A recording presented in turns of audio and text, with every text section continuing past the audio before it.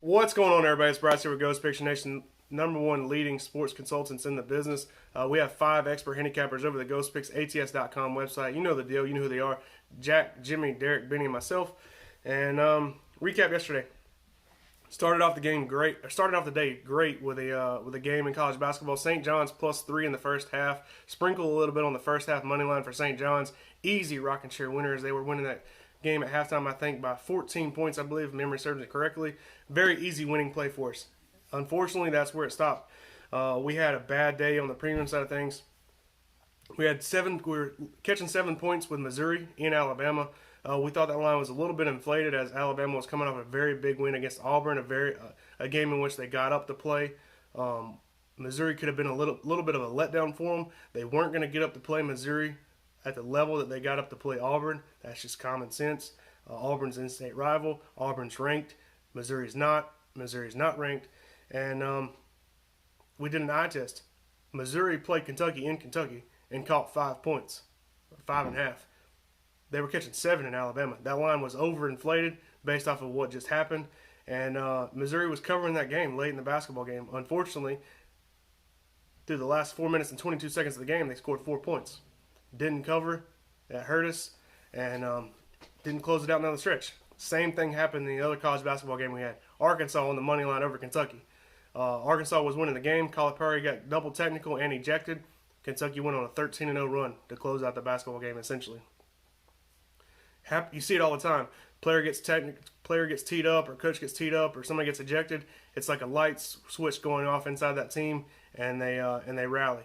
Happened with Kentucky yesterday. We see it all the time. It happened yesterday. 13-0 run. Couldn't stomach that if you're Arkansas, especially in the game. So 2 college basketball teams didn't close out the game. Then in the NBA, 7-unit play went off. Detroit Pistons, Atlanta Hawks under 230. It came with a full write-up. It fell into our #1 totals rated system that we have. Every play that has fell into this system prior to last night won or pushed. We were 13-0-1 going into last night on plays that fell into this system. The Atlanta Hawks had fell into the system 8 times. They were perfect 8-0. We had cashed every single time with the Hawks in this exact system, in this exact same situation. Everything was the same going into last night. Why would we think anything different was going to happen? We loved the fact that Jeff Teague was coming back last night. We loved it. Jeff Teague plays defense. Jeff Teague on offense for Atlanta is going to throw everything off. He's going to throw off their rotations. He was going to throw off their rhythm. He doesn't know. He doesn't know how players communicate on the court. Everything was new to them offensively. Defensively, he was going to add to it. In a game where we did not think Atlanta was going to have much flow offensively or much success at home in a pick'em off a big game they just won, they were going to want. We firmly believe that Atlanta was going to want to win that game yesterday. Atlanta wasn't going to win with their offense yesterday. Therefore, they were going to win with their defense if they were going to win. Detroit is not an overly effective team offensively anyways. We love the under. The only way Atlanta was going to win was with their defense, and Detroit's not good offensively. So what happened? Atlanta played 0 defense. It was the absolute worst performance I've ever seen a team play in any sport from a defensive standpoint. They didn't even try. If you watch the game, you know what I'm talking about. If you kept up with it on your phone, with an app or whatever, you have no idea. You have no idea. If you watch that basketball game, you know that the Atlanta Hawks played no defense. They allowed the Detroit Pistons to literally drive to the lane and lay it off the glass time and time and time again. In the few instances where they did help, there was no backside help, and they would lay it off to a big man down low to dunk it in or lay it off the glass. Halfway through the fourth quarter, the Detroit Pistons had 64 points inside the paint. I can think of 3 floaters that they made. So 64, they had 29 layups or dunks last night, halfway through the fourth quarter. Very, very, very, very aggravating. You know, the Atlanta Hawks let the Detroit Pistons score 136 points on them last night. So a losing play there was very frustrating. Fell into our #1 rated systems. First loss of the season, and it just happened to be when we released a 7-unit play because we really liked the fact they were getting Jeff Teague back. We loved everything about it. and it didn't go our way. Sometimes you can have all the data, you can have all the numbers, you can have all the statistics, you can have all the algorithms, everything can line up for you, and that's why they play the game. So it is what it is. Losing sucks. Everybody has bad days. We'll bounce back. We always do. But I just wanted to give you guys a little heads up of why we had that play and where we're at and why it actually lost. Here's what it is now.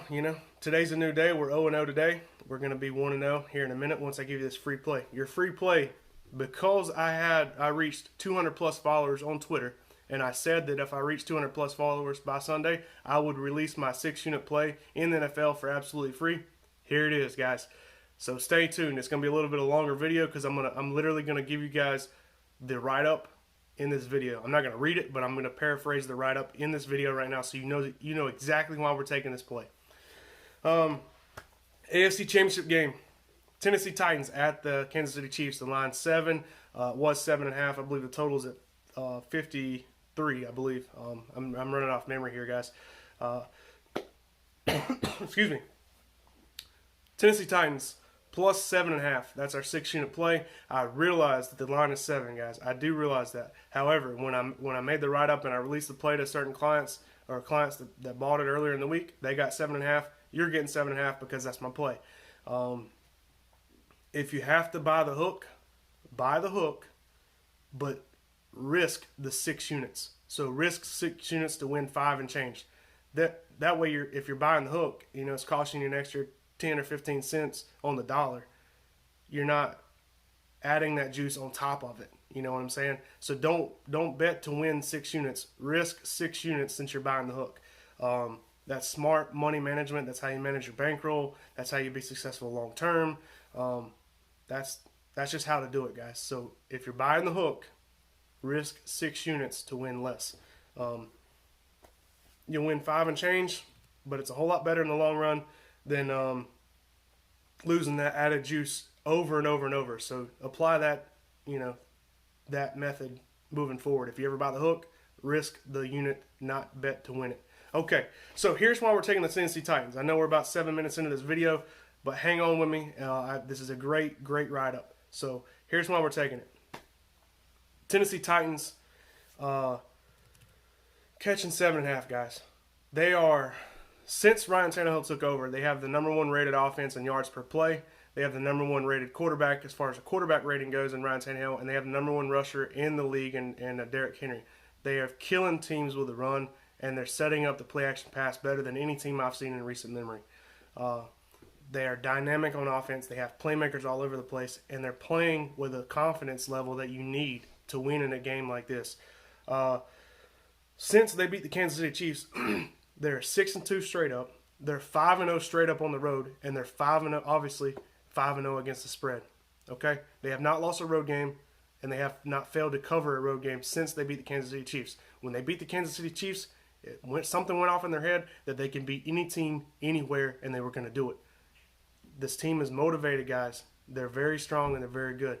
From a defensive standpoint, their strength is their secondary, and they're going to need it today against Patrick Mahomes and company. But I have no doubt about it that they're going to be able to do enough to slow Kansas City down, and they can generate enough pressure to trouble Mahomes. Mahomes under pressure is not he's not as good. I'm not going to say he's not great. He's not as good under pressure as he is without pressure. Excuse me. So the Kansas City Chiefs defense seems to have been improved over the past month. However, those numbers are all inflated because they played the likes of the Oakland Raiders. They played the Denver Broncos in a blizzard. They played the Los Angeles Chargers in a meaningless game, and they played the Chicago Bears.